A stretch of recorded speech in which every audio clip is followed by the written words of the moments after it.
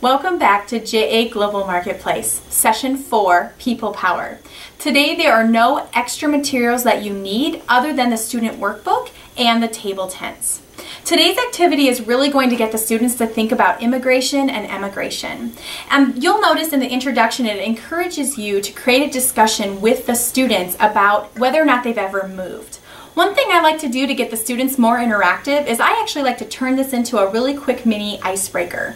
So what I like to do is I like to have the students choose a corner of the classroom. I always tell them, if you have moved from a different state, go in that corner. If you've never moved at all, go to this corner. If you've moved but within the same city, go to that corner. And if you have ever lived outside of the country, go to that corner.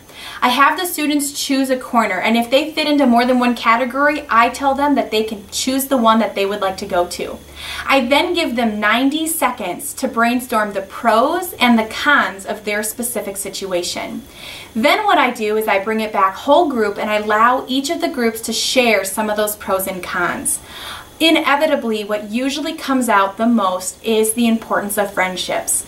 The hardness of leaving friends behind and the hardness of making them once you get to a new place. And I always use that because friendship is a huge thing in middle school. And honestly, middle schoolers are often extremely cruel to one another. So I try to use this as a little bit of a life lesson as to in the importance of friendships as well. So once I do that opening activity, I have them go back to their seats, and then I start my conversation about immigration and emigration. Once again, what I do is I write the words on the board that I started in session 1. Import equals into equals immigrant. And export equals exit equals emigrant with an E. And again, I circle the E and I circle the I to make sure that they understand the difference that an immigrant is coming into your country and an emigrant is leaving your country.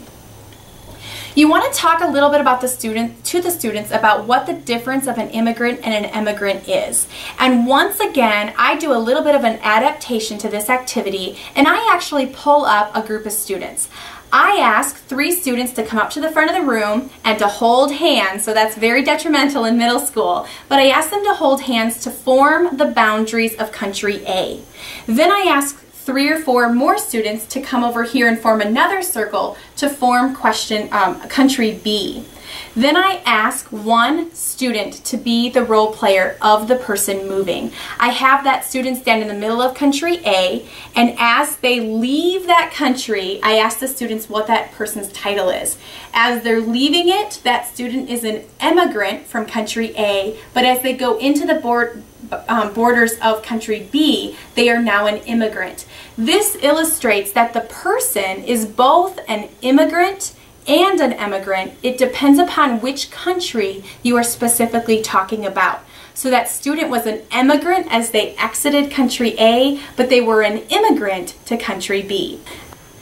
Again, this is a visual opportunity for the students to really see how this plays out. From there, you're going to actually jump into your activity of the day.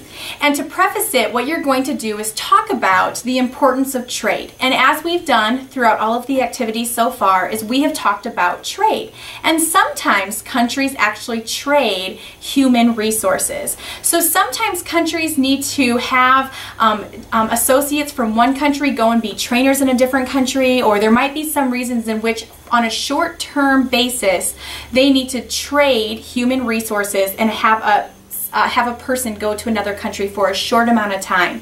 That is not considered an immigration-emigration situation, and that's what you really want to highlight to the students. So if it's short-term, that is not what we're talking about. However, in a long-term instance, it would become an immigration-emigration situation, and that's what we really want to lead the students to thinking about. So how we're going to do it is we are going to have them think about why people leave and move and relocate to other countries. So what you're going to notice is you're going to have the students open up to page 9. And you can do this a couple different ways. It's always great to have the students participate. So what I would do is I would have multiple students lined up to read different paragraphs.